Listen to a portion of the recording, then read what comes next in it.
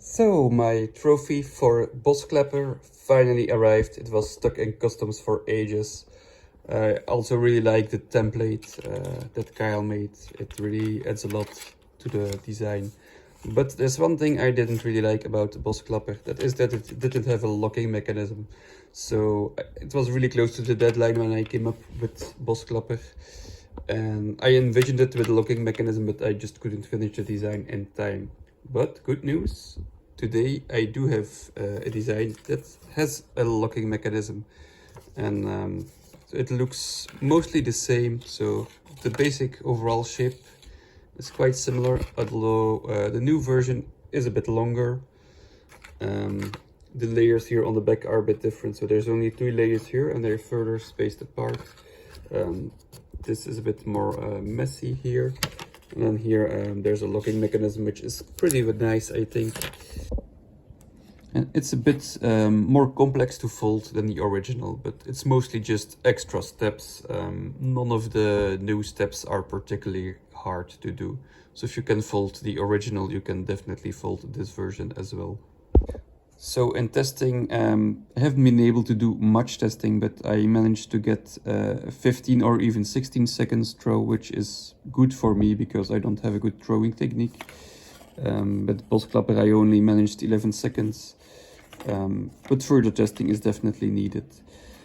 Also, there's this dimple pattern here, and that's gonna add some stiffness to the wings. So especially if you have weak paper or very moist air, that's going to help your wing keep its shape.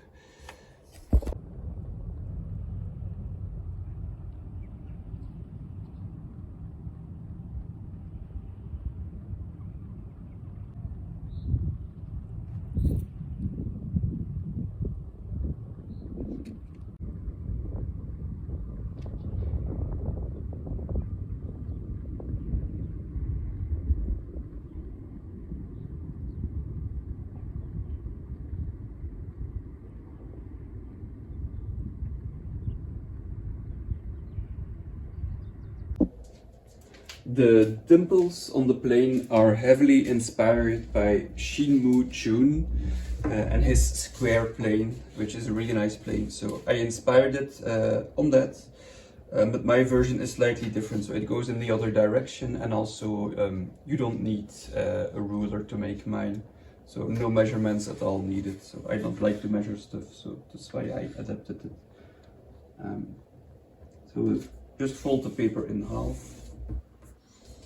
And then take this edge and fold it towards this edge, like so. And then just fold until you cross the center crease and then stop. So you have half a crease like this. Do the same on the other side.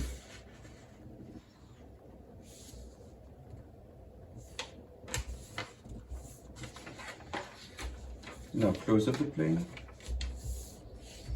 What you want to do is fold this way until this crease intersects the edge of the page, and then make sure this is the right corner. And make another crease. Now lay this crease on that crease so that they form one line, and again check that this is the right angle here. Make another crease. And now just once more, lay this crease on the previous crease and do the same thing. So you should have 3 lines close together and then a 4th over here. Then flip over the paper, and now what we want to do is fold from this point where this line intersects the edge from here to here, and then again from here to here. And to do that, the way I do it is I just put my thumb on this crease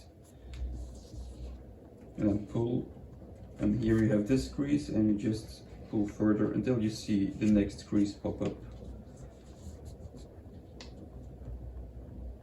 And just make sure it's aligned well before you make the crease. It's a bit awkward at first, but you get used to it if you do it a few times. And now we just do the same here, so put your thumb on this point and then swivel until the next crease just disappears, just barely. And now if you open up the paper, this is what it should look like. Start out by folding the plane in half this way and try to be as precise as you can. Like so. Flip over the paper so that the center crease is a mountain fold and bring the corners towards the center, leaving a small gap of about 1 millimeter. That gap is just going to make it easier to close up the plane later on. Bring the corner towards these edges and leave a little pinch mark. Flip over the paper, fold the corner towards that pinch mark, then fold all this and land it so that you have a crease here right at the edge, at these edges, like this, and make sure this is landing nicely on the center crease. Now fold these flaps outwards like this,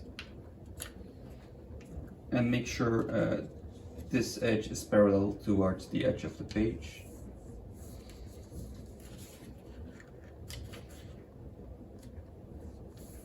Like this. And then you can untuck this corner, open it up again, flip over the paper, and then fold this towards the center crease, and again leave a gap of about 1 millimeter. Do the same on the other side.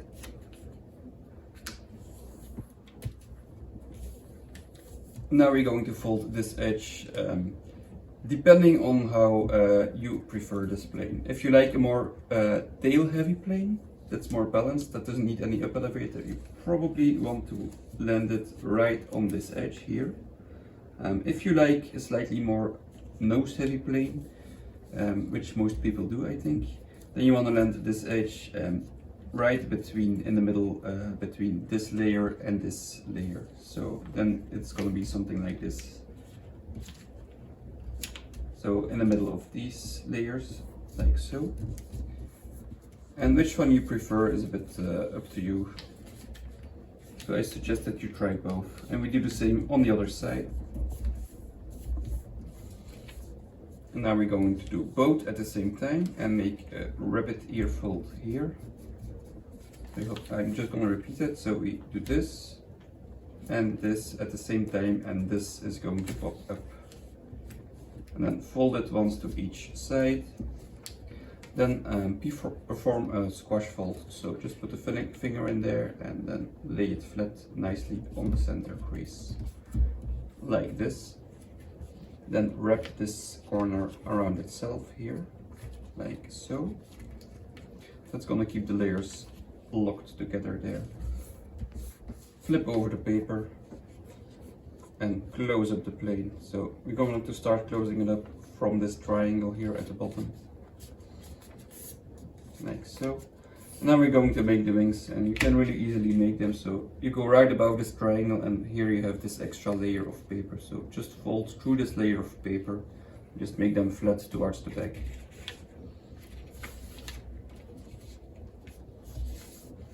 And on the more tail heavy version, these layers are going to look slightly different. So what you want to do is just fold right above this triangle and ignore this edge. And then make the other wing to match.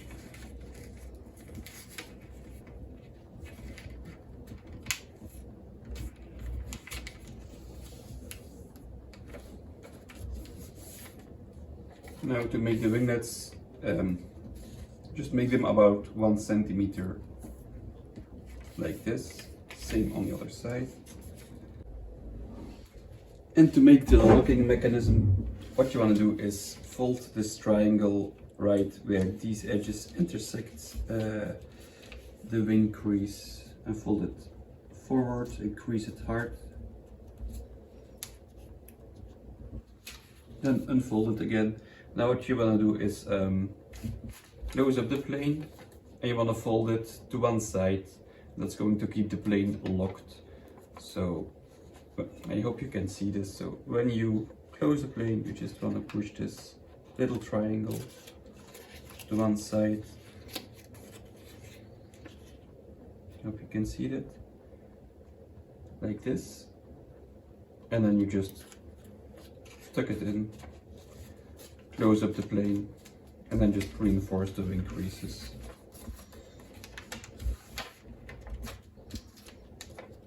And that's going to keep the nose locked together. And then to set the wing angle, I like them to be completely flat. So not up, it's not necessary, it's stable enough like this. What I also like to do is kind of roll up the front a bit.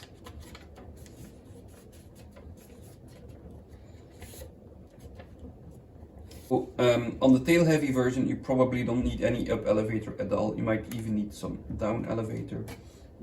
On the more front heavy version, you probably need a little bit of up elevator.